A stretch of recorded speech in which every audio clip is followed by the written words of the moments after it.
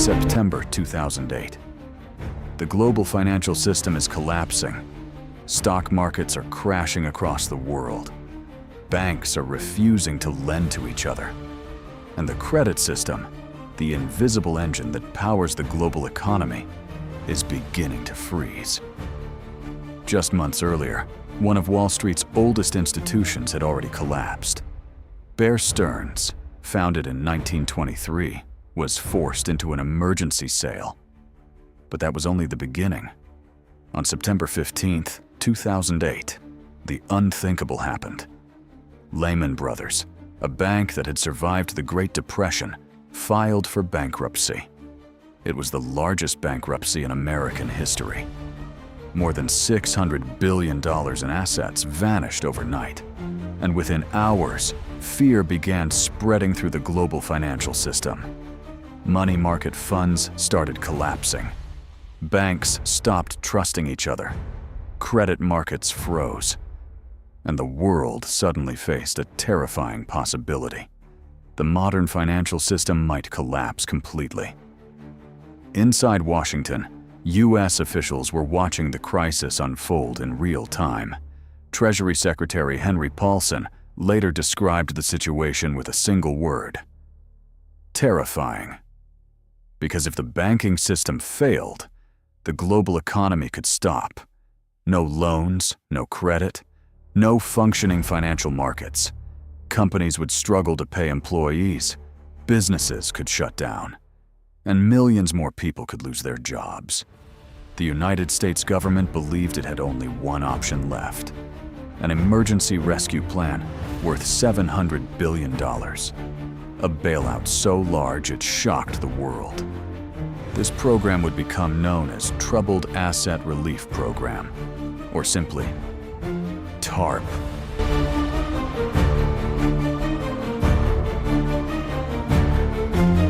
To understand why the U.S. government launched the largest financial bailout in modern history, we need to go back to the chaos of September 2008. After the collapse of Lehman Brothers, financial markets entered a state of panic. Banks suddenly realized something frightening. No one knew which institutions were safe anymore. For decades, banks had relied on short-term borrowing from each other to fund daily operations. But after Lehman's bankruptcy, trust disappeared overnight. Banks stopped lending. The interbank lending market, the system banks used to lend money to each other, nearly froze. The key indicator of this stress was the LIBOR rate, the interest rate banks charge one another. In normal times, this rate moves slowly. But during the crisis, it surged to levels not seen in decades. This meant banks believed lending money to each other had suddenly become extremely risky. But the panic did not stop there. Within days, another critical part of the financial system began to break. Money market funds. These funds are normally considered one of the safest places to store cash. Millions of investors and corporations use them like a bank account. But one major fund held debt issued by Lehman Brothers. That fund was Reserve Primary Fund. When Lehman collapsed, the value of that debt dropped dramatically. And suddenly, the impossible happened. The fund broke the buck. Its value fell below $1 per share. For investors, this was a shock. Money market funds were supposed to be safe. Within 48 hours, investors withdrew more than $300 billion. It was the beginning of a massive financial run. A run not on banks, but on the entire financial system. By late September 2008, panic was spreading across global markets. Stock exchanges around the world were collapsing. The Dow Jones Industrial Average was experiencing some of the most volatile trading days in its history. Major financial institutions were on the brink of failure. One of them was insurance giant American International Group, better known as AIG. As we explained in our previous video, AIG had massive exposure to complex financial derivatives known as credit default swaps. When the mortgage market collapsed, those contracts suddenly became extremely dangerous. Without government support, AIG would likely fail. And if AIG collapsed, the damage could spread to dozens of banks across the world.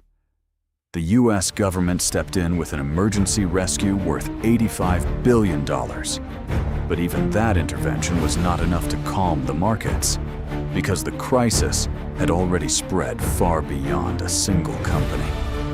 Large corporations were suddenly struggling to borrow money.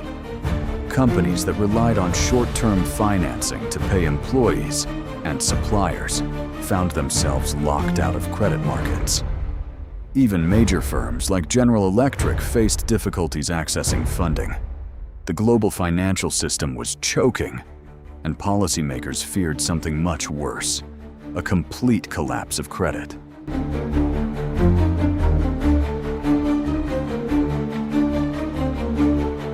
Inside Washington, meetings were happening around the clock.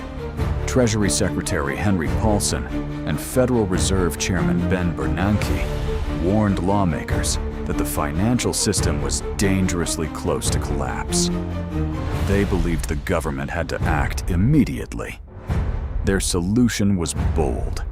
The US government would create a massive rescue fund. The idea was simple: buy toxic mortgage assets from banks. These assets, mainly mortgage-backed securities, had collapsed in value after the housing market crash.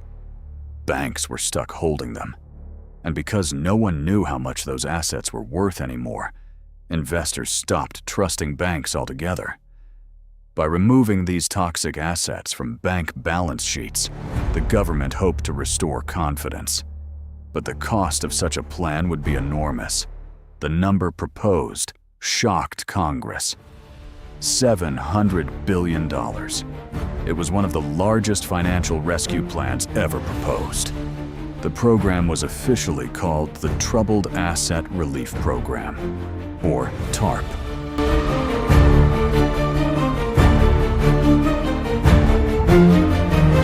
On September 29, 2008, Congress voted on the bailout plan.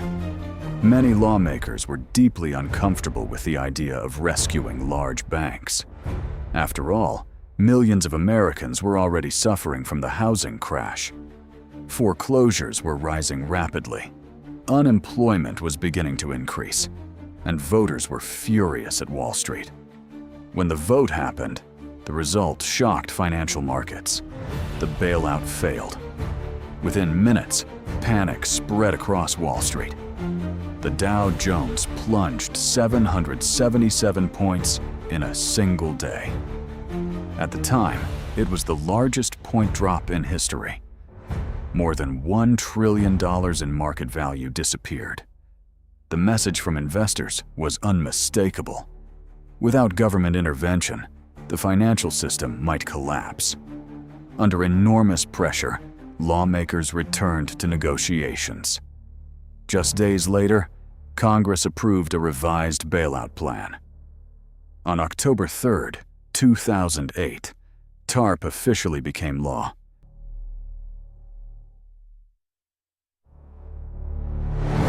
Originally, TARP was supposed to buy toxic mortgage assets from banks.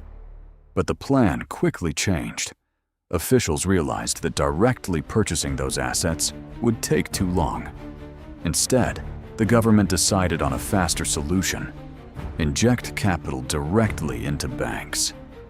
Under this plan, the US government would buy shares in major financial institutions. This would immediately strengthen bank balance sheets and restore confidence in the financial system. The first round of capital injections targeted the largest banks in America.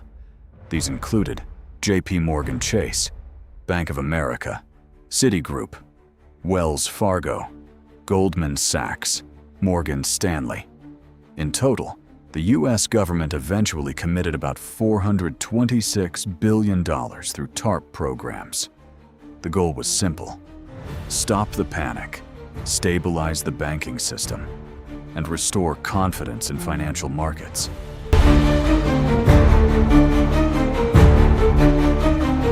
In the months following the bailout, markets slowly began to stabilize.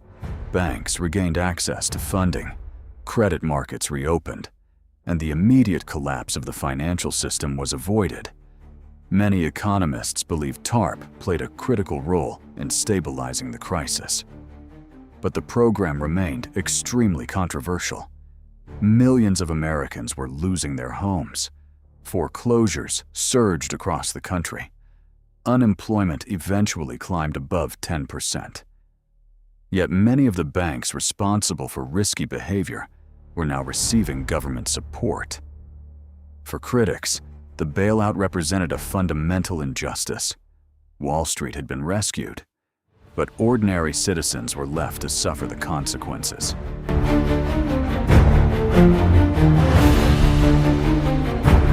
The financial crisis of 2008 was one of the most dangerous economic events in modern history.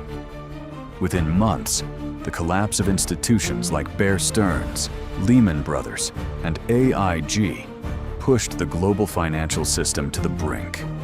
Markets panicked, credit froze, and governments faced a terrifying possibility: the complete collapse of modern finance. The $700 billion TARP bailout was an extraordinary attempt to stop that collapse. And in many ways, it succeeded. But it also left behind a lasting question. When the financial system fails, should governments save the banks or let them fall? Because the answer to that question will shape the next financial crisis, whenever it comes.